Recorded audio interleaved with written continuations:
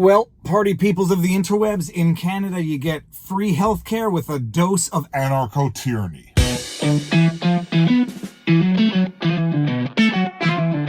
Viva Frei, former Montreal litigator turned current Florida rumbler, in my home office, and I was going to do today's vlog on news coming out of Quebec that in the system of free healthcare, the ever-knowing government is mulling over whether or not to only give family doctors to people with pre-existing medical conditions and not to the healthy. You probably think I'm joking right now. I am not joking. From CBC News, Quebec mulls scrapping family doctors for healthy patients. Scenario would have only those deemed more vulnerable assigned a family doctor. Now, I can tell you this as a former Quebec resident. I didn't leave because of this. We are healthy, touch wood, but we did not have a family doctor, and it was a waiting list of 15 months at least to get a family doctor. That's what you get for free healthcare once you've already paid up front through your taxes. They call it free healthcare because you pay up front out the nose. Something between 25 and 50% of taxes goes towards the healthcare system. You pay for it up front. When it comes time to use it, it's garbage. You wait forever to get a GP, and God forbid you should have to go to the ER. Don't look up how many people die waiting in the ER in hospitals across Canada. From the National Post, quote, "I don't think I'll last. How Canada's emergency room crisis could be killing thousands. As many as 15,000 Canadians may be dying unnecessarily every year because of hospital crowding, according to one estimate." The free healthcare system may or may not be the reason why Canada is leading the world in euthanasia, and Quebec was leading Canada in euthanasia. My goodness, at one point in time, euthanasia, that is government-assisted death, was the number 3 killer in Quebec before they had to tamp it down a little bit. This is from an article from the Daily Mail from 2023. Quebec becomes the world's euthanasia hotspot, where 7% of all deaths are lethal injections, and officials expand access to Alzheimer's sufferers and force all hospices to offer assisted suicides. Free healthcare for all, which equals crappy healthcare for all. Yeah, unless you need a doctor, in which case the healthy literally will not get a doctor, only those that are already unhealthy or at risk. Welcome to your socialized medical system. America, are you paying attention to what might be in store for you? Opposition slams scenario. The healthcare critic for the official opposition, André Fortin, said he was shocked by the scenario studied by the Coalition Avenir de Québec,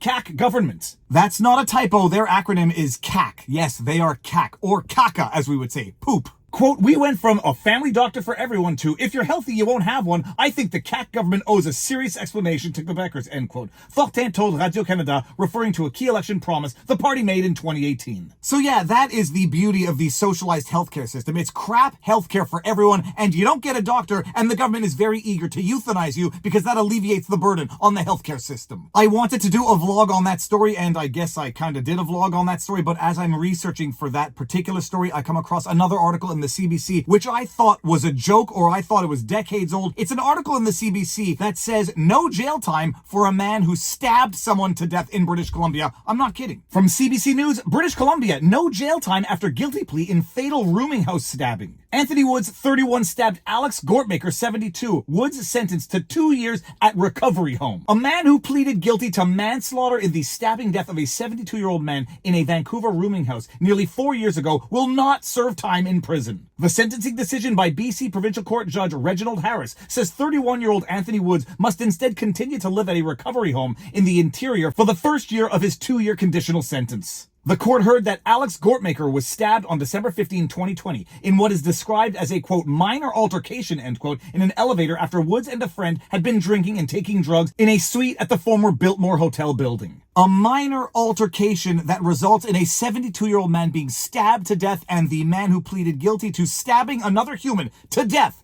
no jail time. And if you think that sounds crazy, it's because it is crazy, and wait until you hear the judge's rationale for why he should not serve any time in jail. The decision outlines mitigating factors, including Wood's guilty plea, his cooperation with police, and the, quote, great strides, end quote, he's made in his rehabilitation, while the aggravating factors were the victim's age and vulnerability, Wood's use of a knife, and the fact that his actions were a, quote, disproportionate, end quote, response to the dispute. No crap, Sherlock. Stabbing a man to death as a result of a dispute after you've been drinking and taking drugs is a disproportionate response to the altercation, and no jail time? Now, I read this article article and I try not to have an aneurysm in real time because I compare it to the sentences of 2 of the 4 Coots men who were sentenced to 6 years in jail for their participation in the Ottawa trucker protest at the Coots border. Also from the CBC, 2 men get 6.5 years in prison for role in Coots Alberta Blockade. Anthony Oleanek and Chris Carbert, both from Alberta, were each sentenced to 6.5 years in prison for their involvement in the blockade at the Coots Alberta border crossing in 2022. The pair were found guilty of mischief and weapons charges, but not guilty of conspiracy to kill RCMP officers. I don't need to go into any further detail in that case because I covered it at length in detail. It's an absolute outrage. It's almost a joke, except it's not funny. Stab someone to death, no jail time, because you're making great strides in your rehabilitation. Commit a crime against the government, you get locked away for 6+ years, mischief, non-violent charges. They were found not guilty of the conspiracy to commit murder of an RCMP officer, but that gives everyone a good scare, and so they think, well, they must have done something to deserve 6+ years in prison for mischief and participating in that blockade. It's a joke of an injustice, but it's offensive. And I posted on Twitter, and someone astutely observes in the reply section, yeah, there's a term for this. It's called AnarchoTyranny, and I'm going to read the tweet and thank them. This is your shout out for that awesome insight. Viva Frei at the Viva Frei. Welcome to Canada, where you can stab someone to death and serve no jail time, but you get sentenced to 6 years in jail for partaking in a protest. Holy hell. To which Emergent Perspective at _emergent_ says, yup, there's a word for it.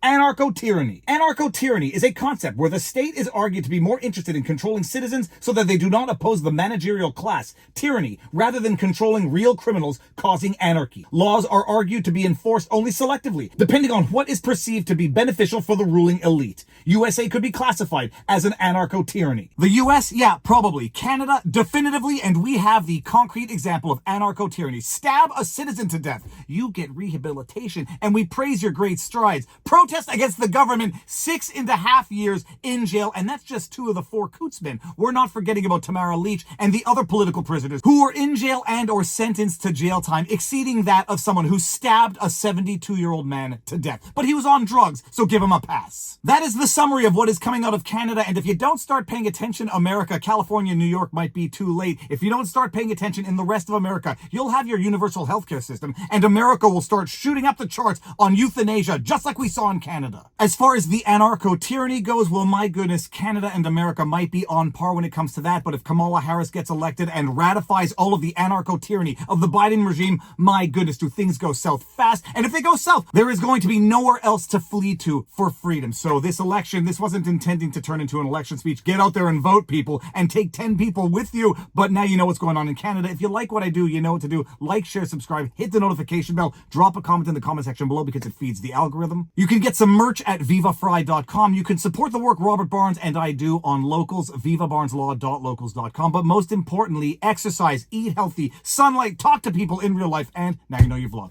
Peace out, peeps. Booyah!